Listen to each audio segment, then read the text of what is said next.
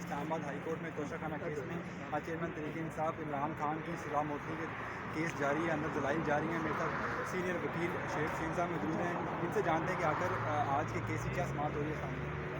وعلیکم السلام۔ آج سسپینشن کے کیس کی سماعت ہو رہی ہے اور ہم سمجھتے ہیں کہ آج سینٹنس سسپینڈ ہو جائے گی، ان کی ضمانت ہو جائے گی اور وہ رہا ہو جائیں گے، وہ خود ہیں۔ سر آپ کی کیا توقعات ہیں آج جیسے عمل کروں کیا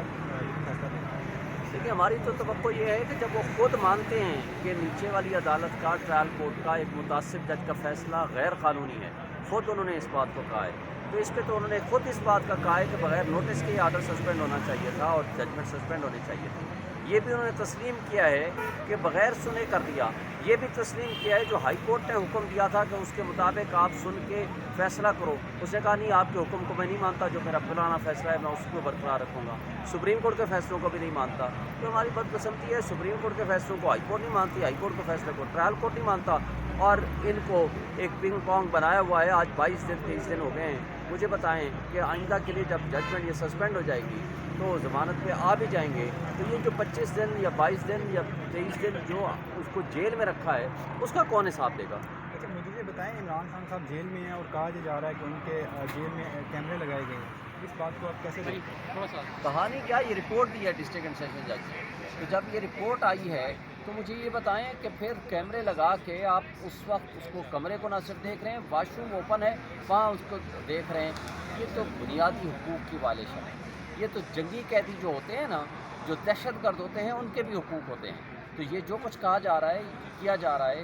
یہ فاشسٹ حکومت کی بدترین کارکردگی ہے، اور یہ موجودہ جو حکومتیں ہیں سو کارڈ نگران، یہ انہی کی ایکسٹینشن ہے، اور پیچھے اسٹیبلشمنٹ ہے، اور ہمارے سارے وہ آپ ادارے کہہ لیں جو کمپرومائزڈ ہیں، اور وہ اس کو صرف تکلیف دینے کے لیے، اس کو فزیکل اینڈ مینٹل ٹارچر دینے کے لیے سارے حربے استعمال کر رہے ہیں۔ سر الیکشن کمیشن کے وکیل امجد سلویہ صاحب گزشتہ سماعت میں نہیں پیش ہوئے، ان کی طبیعت ناساز تھی، آج وہ آ رہے ہیں، دلائل بھی جاری ہیں، لیکن ان کا یہ کہنا ہے کہ عمران خان کی سزا موت کی نہیں ہونی چاہیے۔ آپ کیا کہتے ہیں کہ کس قانون پہلو کیا کیسے عمران خان کی سزا موت کی؟ دیکھیں، وہ تو ان کے آرگومنٹس ہیں نا،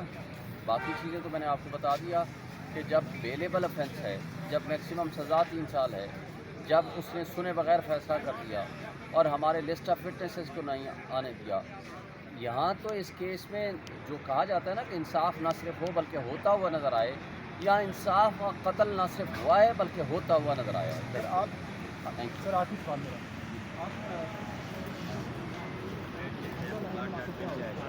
آج کے فیصلے کے بعد ہم سمجھتے ہیں کہ جو بھی فیصلہ یہ کرے، پھر باقی سپریم کورٹ میں ہم اس کو لے کے جائیں گے، اور ہم یہ سمجھتے ہیں کہ عامر فاروق صاحب جو بھی فیصلہ کریں،